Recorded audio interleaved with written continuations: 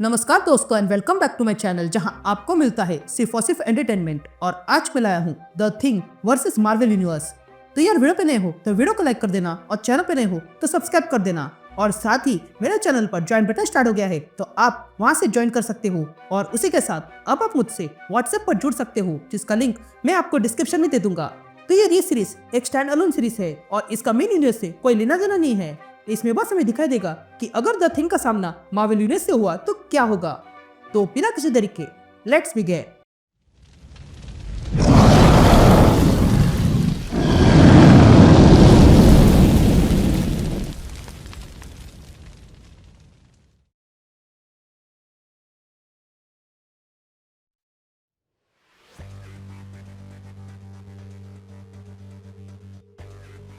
All right gang, तो issue की शुरुआत में हम द थिंग को देखते हैं जो प्लेन लेकर आ रहा था।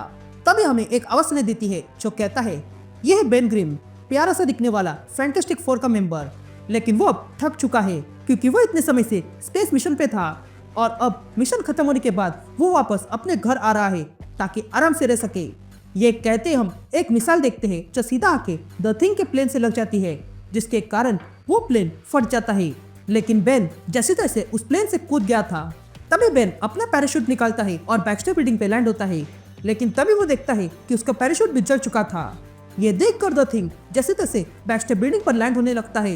लेकिन तभी हम देखते हैं कि ह्यूमन टॉर्च द थिंग की ओर आ रहा था और वो सुजन से कहता है सू देखो बेन जीवित है, वो उस हमले से बच गया।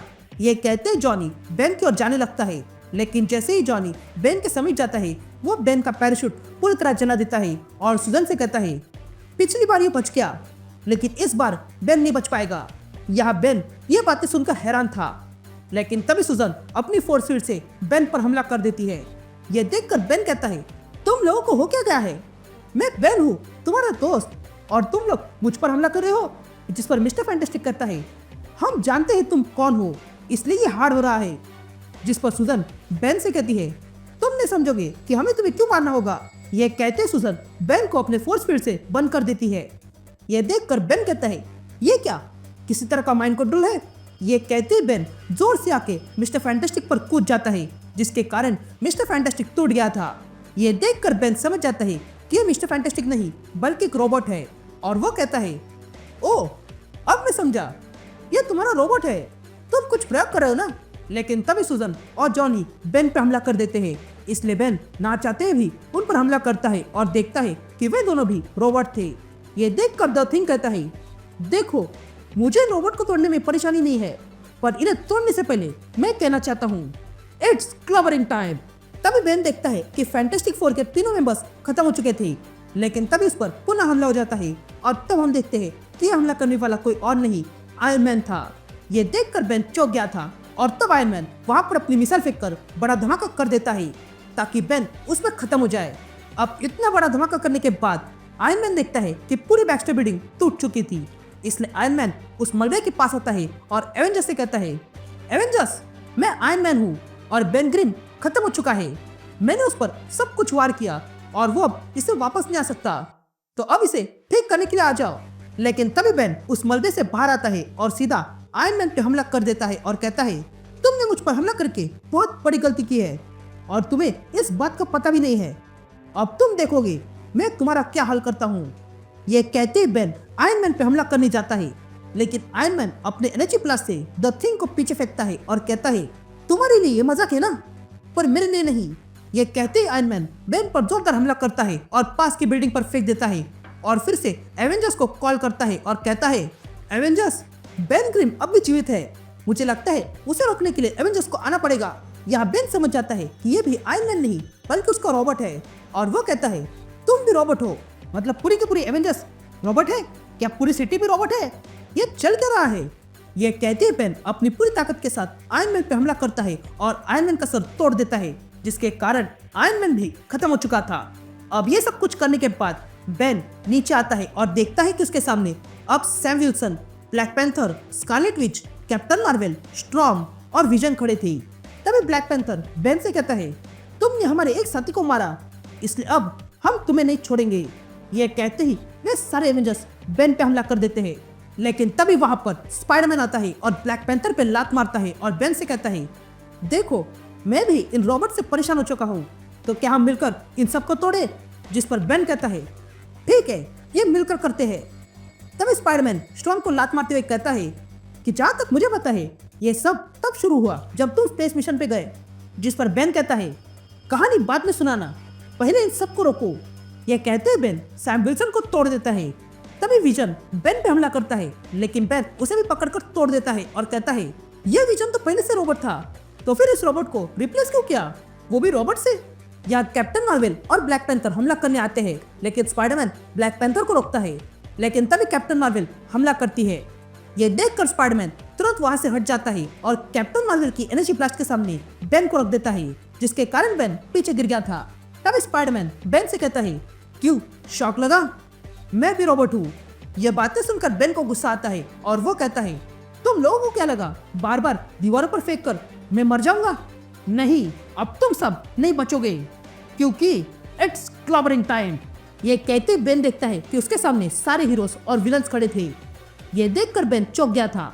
तभी डॉक्टर ऑक्टोपस सबसे कहता है, रुक जाओ, ये बेन ग्रिम अकेला ही बायोलॉजिकल लाइफ है।